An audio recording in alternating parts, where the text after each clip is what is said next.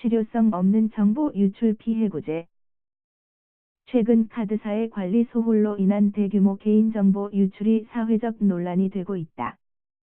이같이 개인정보 유출 피해가 당장 가시화되지 않는 경우도 있지만 잠재적인 피해는 심각한 수준이다. 왜냐하면 이번에 유출된 개인정보에 의해 이들이 금융사기 표적이 되는 등 여러 가지 잠재적인 피해 가능성이 있기 때문이다. 그런데 정보 유출에 따른 사기 피해를 입은 사람들에 대한 손해배상 구제 절차를 살펴보면 상당한 어려운 점이 예상된다. 왜냐하면 우리나라 민사법상의 손해배상은 실제 손해가 발생해야 하며 이에 따라 실제 발생된 손해만을 배상할 의무를 부담하기 때문이다. 피해자 정신적 손해 등 입증 어려워.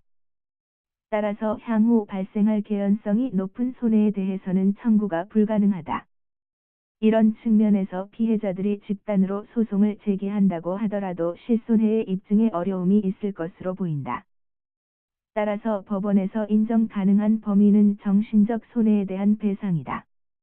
나머지 손해는 구체적인 실제 손해의 발생을 입증해야 하므로 이에 입증이 쉽지 않다.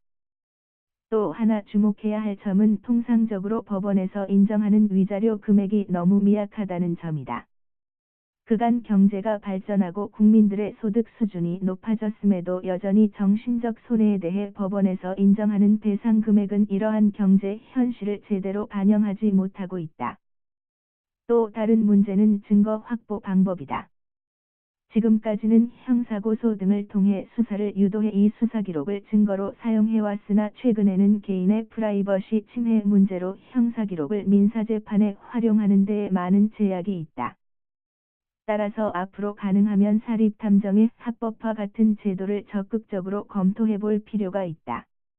물론 현재 시행되고 있는 금융감독원의 국민검사 청구 제도도 도움이 될 것이다.